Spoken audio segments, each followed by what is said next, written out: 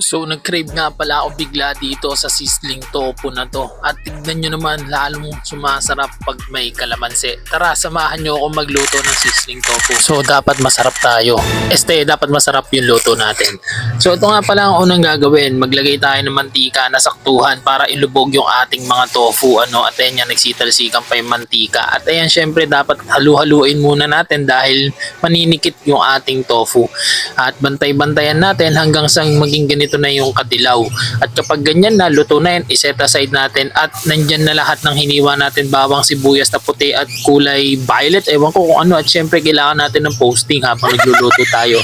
At ayan, syempre kailangan ilagay natin yung dalawang mayo, dalawa yan para syempre solid at maraming sauce ang pwede nating matikman at hindi mabitin yung ating tofu, no. At ayan, halu-haluin natin, lagyan din natin ng isang kutsarang oyster sauce or kayo na magtansya, bahala kayo kung paano nyo tatansyahin. Halu-haluin natin hanggang sa mag-melt lahat ng mga pinaglalagay natin.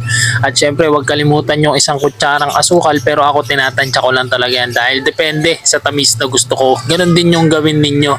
Ayan, so ilagay natin yung asukal, syempre kailangan din natin yan haluin. Ipag-melt natin, ayan, nakita natin yung kulay parang nagdidilaw na, no. So nawala na yung kulay mayonnaise niya. Kailangan natin haluin pa ng haluin para syempre mag-melt yung mga sauces. At syempre kailangan magpantay, hindi lang puro tamis, lagyan natin ng asin. Tansyahin nyo rin, huwag nyo rin ramihan para hindi ganun kaalat. At ayan yan, nakikita naman natin, binalik ko yung onte dahil ayoko nga mapaalat to dahil matapang yung asin. Kaya mas maganda kung meron kayong patis dyan sa bahay. Nakalimutan ko lang kasing bumili, pero ayun, pwede naman yung asin. Lagyan din natin ng onting tubig para at least hindi ganun katuyo yung sauce. At nakita naman natin, ayan, na halu-haluin natin, i-melt natin ng i-melt para at least sumakto sa topo natin yung dami. At kapag nakita natin yan na nag-melt na, lagyan natin ng pinatakang kalamansi at ayun yung magpapabalance sa lahat ng lasa nito. Kaya halu-haluin natin, no guys. Ayan, so kita natin talagang pagka niluluto nyo, naaamoy nyo, napakasarap. At handa na, ilagay na natin yung ating tofu na pinrito kanina. At yan na, talaga nga halu-haluin natin yan para magpantay. At syempre, wag nyo kakalimutan guys na mag-follow sa akin kung gusto nyo yung mga ganitong video. So ito, red pepper at siling haba na green ang nilagay ko para hindi ganun kaanghang at makain ng misis ko dahil hindi niya trip yung sobrang anghang. At syempre, lagyan natin ng dinurog na paminta or durog na paminta para at least mas masarap, no?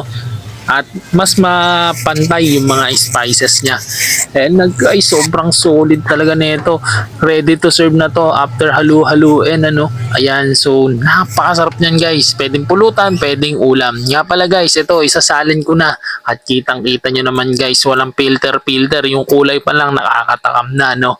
So halika, handa na natin tong pulutanin. Kainin na.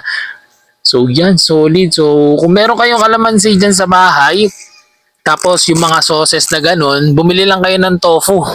Diba? Ready na. Napakasarap. Talaga naman. Tara, kain guys. Mura lang yan. Kaya naman mapaghahanda mo yan sa iyong mga kaibigan. Ganun din sa iyong pamilya. Pwede mo na akong kainin. Napakasarap. Unang bite pa lang. Ayan na, medyo mainit-init pa yung kanin. Talaga naman, mapapa-extra rice ka sa sarap. Solid guys. Try nyo na.